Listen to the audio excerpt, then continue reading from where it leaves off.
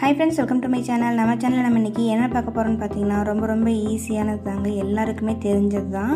இது என்ன பெரிய விஷயமா அப்படின்னு நீங்கள் சொல்ல வேண்டாம். தெரியாதவங்களும் கொஞ்சம் இருப்பாங்க இல்லைங்களா, அவங்களுக்காக தான் இந்த வீடியோ. ரொம்ப சிம்பிளாக செய்யக்கூடிய முட்டை பொரியல் தாங்க. ஈஸியாக எப்படி செய்யறது நம்ம இந்த வீடியோவில் பார்க்க போகிறோம். ரொம்பவும் ருசியாக இருக்குங்க. எக்கே பிடிக்காதவங்க கூட கண்டிப்பாக இந்த மாதிரி செஞ்சு கொடுங்க. ரொம்ப சூப்பராக இருக்கும். நல்லா கேட்டு விரும்பி வாங்கி சாப்பிடுவாங்க. இப்போ வாங்க வீடியோக்குள்ளே போய் எப்படி செய்கிறதுன்னு பார்க்கலாம்.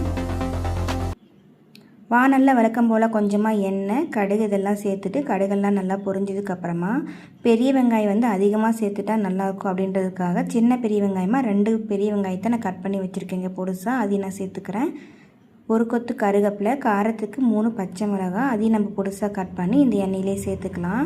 இப்போ இது எல்லாத்தையும் நம்ம எண்ணெயிலே நல்லா வதக்கி விட்டுறணுங்க. நல்லா வதங்கணும். இதோட பச்சை வாசனை போகிற அளவுக்கு நம்ம எண்ணெயிலே நல்லா வதக்கி விட்டுறணும்.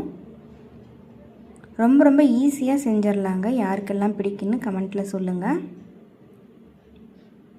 இல்லை நீங்கள் எப்படி செய்வீங்கன்னு மறக்காமல் கமெண்ட்டில் சொல்லுங்கள். நான் இந்த மாதிரி தாங்க ரொம்ப ஈஸியாக செய்வேன். இது கூட இன்னும் என்ன சேர்த்துட்டா நல்லாயிருக்குன்னு நீங்கள் சொல்லுங்கள். இப்போ இதெல்லாம் நம்ம எண்ணெயிலே நல்லா வதக்கி விட்டுட்டோம். இப்போ இதுக்கெல்லாம் தேவையான அளவுக்கு நம்ம உப்பு சேர்த்துக்கலாம்.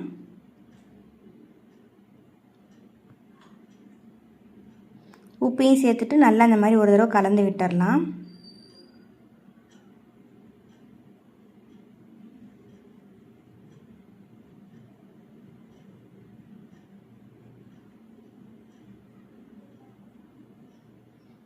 இப்போ பாருங்கள், வெங்காயம்லாம் நல்லாவே வதங்கிடுச்சு. இப்போ இது கூட ஒரு 6லேருந்து 7 முட்டையை நம்ம உடச்சி இது கூட ஊற்றிக்கலாம்.